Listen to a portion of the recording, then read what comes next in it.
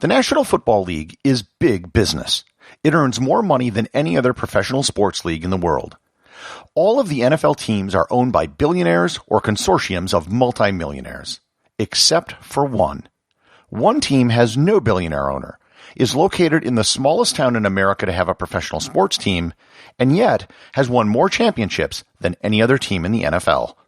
Learn more about the Green Bay Packers on this episode of Everything Everywhere Daily.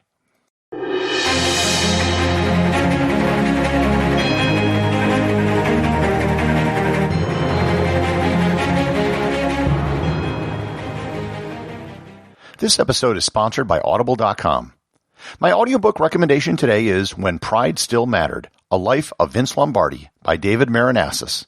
This is the quintessential story of an American family, how Vince Lombardi, the son of an immigrant Italian butcher, rose to the top, and how his character and will to prevail transformed him, his wife, his children, his players, his sport, and ultimately the entire country. It's also a vibrant football story, abundant with accounts of Lombardi's thrilling life in that world, from his playing days with the 7 blocks of granite in Fordham in the 1930s to the glory of coaching the Green Bay Packers in the 1960s. You can get a free 1-month trial to Audible and 2 free audiobooks by going to audibletrial.com/everythingeverywhere or by clicking on the link in the show notes. Before I begin this episode, I have to disclose a conflict of interest. I am an owner of the Green Bay Packers. Back in 1997, I plunked down $200 and purchased a share of stock in the NFL team. I also grew up about 30 minutes away from Lambeau Field. So, full disclosure, I might display some bias in favor of the world's greatest football franchise. However, if I should say anything bad about the Chicago Bears, that is not due to my bias, but due to the fact that the Bears are just a horrible, horrible football team. Now, with disclosures out of the way, we can begin discussing the most unique professional sports team in North America and maybe the world. For starters, the city of Green Bay is by far the smallest city to host a major professional sports team in North America. The official population of Green Bay, Wisconsin is only 104,777 people. Only recently, and just barely, crossing the 100,000 population threshold. To get an idea of just how much an anomaly Green Bay is amongst cities with sports teams, the entire Green Bay metropolitan area has only 318,000 people. The next smallest city with a major sports team in North America is Winnipeg, Manitoba. If you were to double the population of the entire Green Bay metro area, they would still be 20% smaller than Winnipeg. Green Bay is only the 297th largest city in the United States. The Packers Stadium has the 3rd largest capacity in the NFL, holding over 81,000 people, or 77% of the entire population of the city of Green Bay. So, what is a city like this doing with an NFL franchise? And why is some podcaster an owner of an NFL franchise? It all has to do with history. In the early 20th century, the American variant of football was becoming quite popular. College teams had been playing for several decades, and there was a movement to create a professional league similar to how there was a professional league for baseball players. In 1919, 2 Green Bay residents, Earl Curly Lambeau and George Whitney Calhoun, tried to raise funds to start a local professional team. They raised $500 from Lambeau's employer, the Indian Meatpacking Company, on the condition that the team name themselves after the company, and that is how they became the Packers. They're named after meat packers. In 1920, the Indian Packing Company was purchased by the Acme Packing Company, and the team changed their name to the Acme Packers. In 1921, the team applied for a membership in the new American Professional Football Association. The league was mostly teams from small cities in Middle America. There were teams like the Akron Pros, the Canton Bulldogs, the Columbus Panhandles, the Dayton Triangles, and the Toledo Maroons, all of which have been disbanded. The only teams which still exist from this early NFL precursor are the Decatur Stanleys, now known as the horrible Chicago Bears, and the Chicago Cardinals, which are now the Arizona Cardinals. In 1922, the APFA changed its name to the National Football League. The reason why so many of the early teams failed was due to financial problems. The Packers faced the same problems that every other early NFL team did. However, the Packers found a way out of their financial problems, and that solution is directly responsible for why a small city has such a team today. In 1923, team president Curly Lambeau found the Packers in desperate financial straits. The solution to their problem was to create a non-profit corporation, the Green Bay Packer Football Corporation. The team raised a total of $5,000, selling 1,000 shares at $5 per share. Each shareholder was also required to buy 6 season tickets. There were 5 community leaders who led this effort, and they became known as the Hungry Five. The original corporate charter had a very odd clause in it. In the event of a sale of the franchise, the proceeds were to be donated to the local American Legion posts for the purpose of creating, quote, a proper soldier's memorial.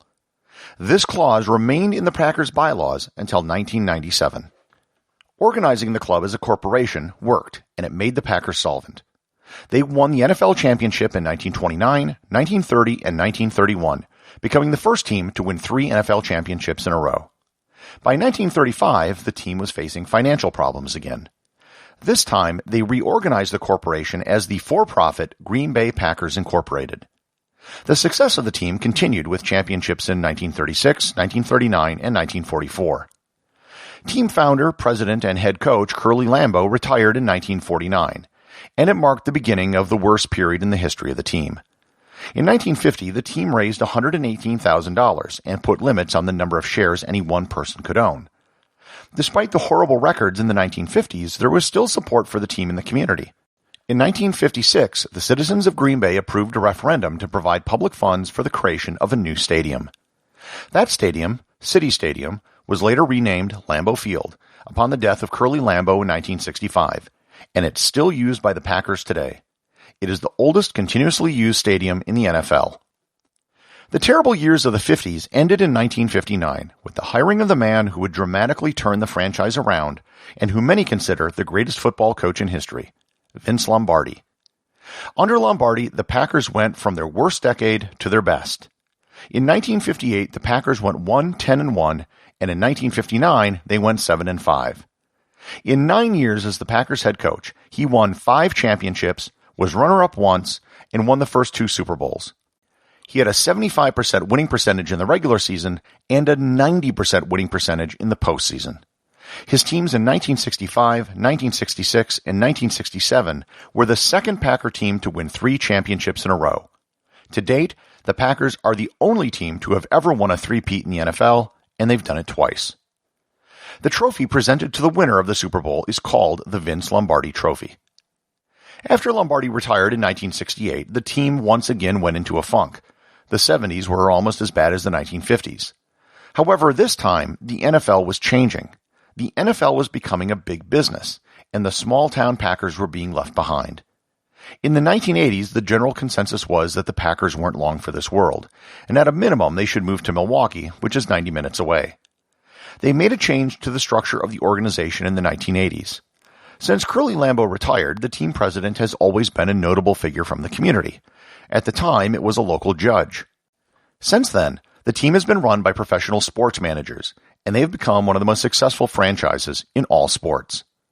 Over the last 30 years, they've had an unprecedented run of success on the field, making the playoffs almost every season and winning 2 more championships for a record 13 NFL titles.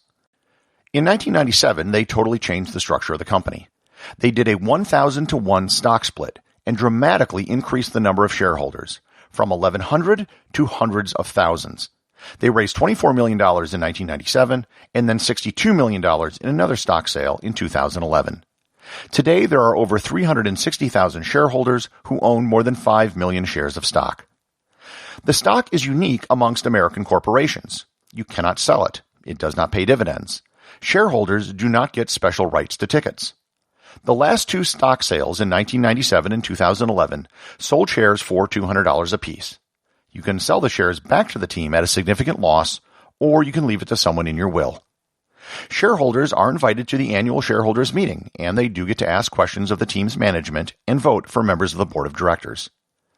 The Packers were grandfathered in under the ownership structure. No other team in the NFL is allowed to be operated this way.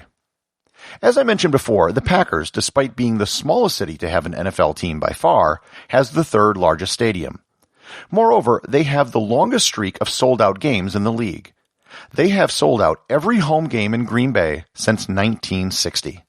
The waiting list for season tickets has over 100,000 names. The time it would take to get to the front of the list, given the number of season tickets that are freed up every year, is currently 955 years. Parents put their children's name on the list the day they're born. It's the longest wait list in the NFL. In a 2011 survey by the NFL, the Packers were found to be the favorite team in America. 22% of respondents claimed the Packers as their favorite team, which was double the number of the runners-up, the Dallas Cowboys, which were also listed as the most hated team. The estimated value of the team in 2020 is $3.4 billion. Due to the Packers' ownership structure, they are the only professional sports team that has to disclose public financial statements. Because the team doesn't have a billionaire owner and doesn't pay dividends, they reinvest all of their profits back into the team.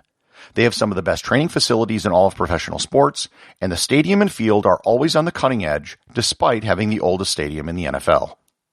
The team has many traditions and quirks. The Packers have their own Hall of Fame. All of the clocks in the front of the stadium run 15 minutes fast, because Vince Lombardi always told his players to arrive everywhere 15 minutes early. During the preseason, Packers will ride the bicycles of children who come and watch practice through the chain-link fence. After a Packer scores a touchdown, the traditional celebration is the Lambeau Leap, where the player jumps into the stands and the fans hug them. Visiting players should not attempt this. Homes around the stadium make money by letting people park on their lawns during games. They make enough money doing this that the revenue can affect the value of their homes. The fans are known as cheeseheads due to the state's dairy industry, and the fans will wear foam cheese wedges on their heads. The streets around the stadium are named after coaches and players. Lombardi Avenue is a major street in Green Bay. There's also Holmgren Way, Favre Pass, Reggie White Way, and Bart Starr Road. So, the little city with the big team has found a great deal of success in the NFL. If you're a football fan, you owe it to yourself to attend a game at Lambeau Field and to go tailgating. If you're from outside of the United States and you really want to experience American football, this is the place you should visit. And if you really want an experience, come during Bears Week, when the Packers renew their 100-year rivalry against the horrible Chicago Bears, who they have beaten over 100 times. Executive producer of Everything Everywhere Daily is James Makala. The associate producer is Thor Thompson. Remember to leave a 5-star review to get your review read on the show. They can be left at Apple Podcasts, Podcast Republic, or wherever you listen to the show. Also, you can help support the show over at Patreon.com. Patrons can get merchandise like t-shirts and hoodies, as well as having direct access to provide suggestions for future episodes. Everybody now! The Bears still suck. The Bears still suck.